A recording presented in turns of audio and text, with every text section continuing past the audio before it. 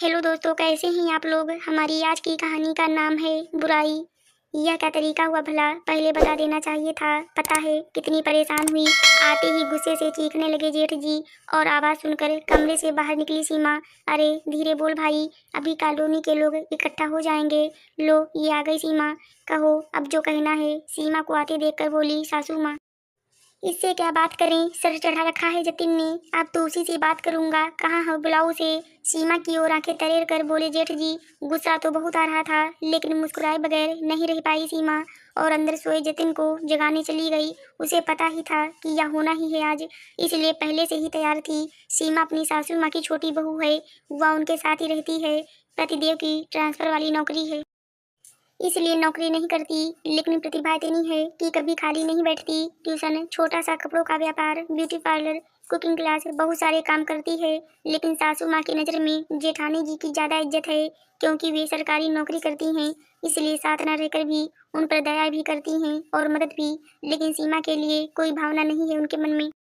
जेठानी जी भी भरपूर फायदा उठाती हैं अपने बड़े होने का भी और सासू माँ के प्यार का भी। आजकल अपने ही शहर में है सीमा के पति देव, इसलिए जेठानी जी सोचती हैं जितना हो सके फायदा उठा लूँ। इसलिए अक्सर घर में कोई छोटा मोटा कार्यक्रम हो या मेहमान आने वाले हों, सासू माँ को घर की चाबी देकर चली जाती हैं जेठानी जी, और सासू माँ पीछे पड़कर सारी तैयारियाँ और खाना बनवाने का काम करती हैं सीमा से।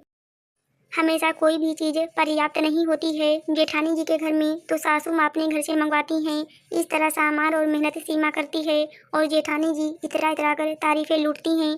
कोई बात नहीं, घर की ही बात है, सोच कर कुछ नहीं कहती सीमा। लेकिन बजाय एक अच्छे शब्द के इल्ज़ाम लगा देती हैं जेठ जेठानी दोनों। एक बड़े परिवार से आई है सीमा, जहाँ सब मिलजुल कर रहते हैं, इसलिए परिवार का महत्व खूब जानती है। अक्सर कुछ भी बोल देते हैं जेठ जेठानी, लेकिन बड़े हैं यह सोचकर चुप रह जाती है। ऐसा भी नहीं है कि वह मदद करती हैं, तो जेठानी जी भी जरूरत के समय उसके काम आती हूँ।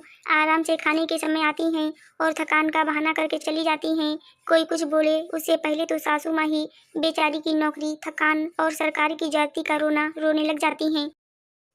जबकि परिवार में उनके जैसी नौकरी वाले बहु लोग हैं, उनके घर तो कभी कभी अपना ट्यूशन छोड़कर जाना पड़ता है सीमा को, वरना सासू माँ लड़ाई करती हैं। बहुत गंदा लगता है उसे, कभी कभी तो जाना ही नहीं चाहती। लेकिन पतिदेव का क्या करे, लक्ष्मण जी का अवतार जो ठहरे। भाई भाभी के खिलाफ एक शब्द नहीं सुनते। बुराई सीमा भी नहीं करती, लेकिन मदद हो या रिश्ता, एक तरफ से कब तक निभेगा। पिछली बार भी बेटे की बर्थडे पार्टी रख ली घर में और सासू माँ को चाबी देकर स्कूल चली गई जेठानी जी। सुबह से शाम तक डेकोरेशन, खाने की तैयारी, साफ सफाई सब कुछ किया।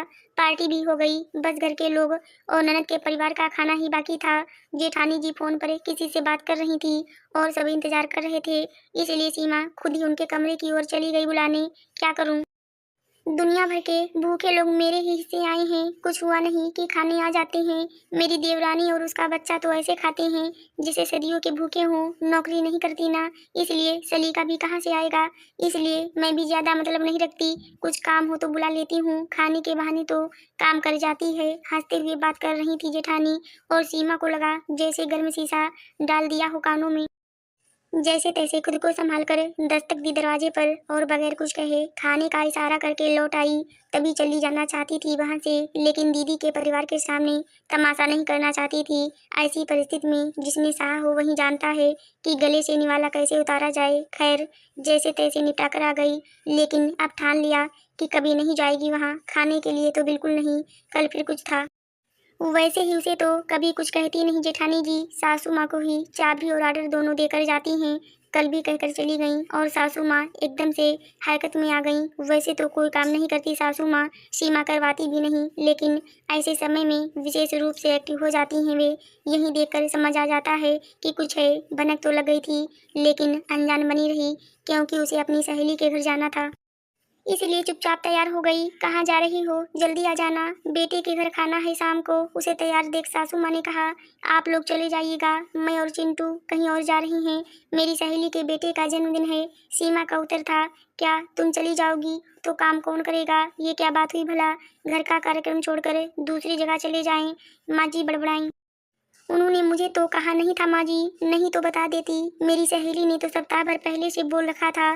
ठीक है, मैं चलती हूँ, आप उन लोगों को फ़ोन करके बता देना। कहकर बच्चे के साथ निकल गई सीमा। उधर फ़ोन तो लगा नहीं और शाम को लौटे पति पत्नी।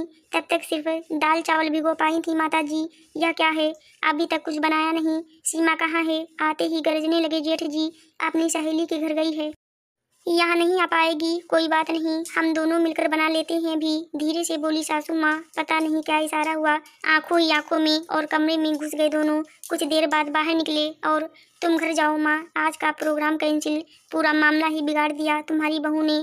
जाओ, आप कुछ नहीं बनाना, गुस्से से बोले जेठ जी। लेकिन मैंने तो 10-15 लोगों के हिसाब से दाल चावल भिगो दिए हैं। अरे कौन से चावल लिए? आपके घर से लाए या हमारे ही बिगाड़े? दौड़कर रसोई की ओर जाते हुए बोली बड़ी बहू और दाल चावल देकर ऐसे रोने लगी जैसे सब लुट चुका हो। आप जाइए माँ जी, हमें सबको फ़ोन भी करने हैं मना करने के लिए, वरना आ जाएंगे तो खिलाऊंगी क्या? रोते हुए बोली बहू और चुपचाप अपने घर चली गई माँ जी। आज उन्हें भी गुस्सा आ रहा था कि अगर खुद नहीं कर सकते हैं तो दूसरे के भरोसे ऐसा आयोजन रखना ही क्यों पड़े। शाम को सीमा लौटी तो राह देख रहे थे पतिदेव और सासू माँ। पूरी बात जानकर अजीब लगा, लेकिन इससे पहले कि पतिदेव कुछ कहते, उसने अपना पहले वाला अनुभव सुनाया कि कैसे जेठानी जी फोन पर उल्टा सीधा बोल रही थी। सासू माँ को तो अब भी विश्वास नहीं था, लेकिन सीमा ने यही कहा कि ऐसा नहीं होता तो कम से कम आप दोनों को तो खिलाते। सीमा कभी इतना बोलती भी नहीं थी, इसलिए विश्वास करना ही पड़ा दोनों को।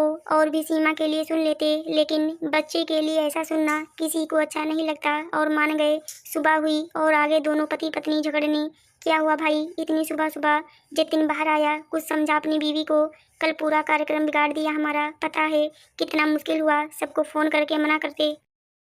इससे पहले तो आ चुके थे वे लोग, बेचारी रीना को ही सब करना पड़ा। गुस्से से बोले जेठ जी। सीमा को पूछकर तय किया था भाई, वैसे किसी उपलक्ष्य में था यह कार्यक्रम? जतिन ने उल्टा प्रश्न किया। यह तो किटी पार्टी जैसा था, उसके स्टाफ वाले हर महीने करते हैं ऐसा।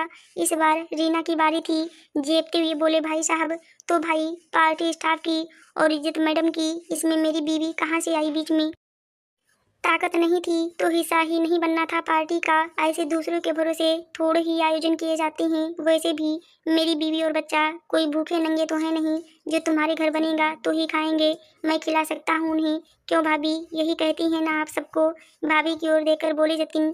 क्या कह रही हैं देवर जी? मैंने क्या कहा? चौंक कर बोली जेठानी जी।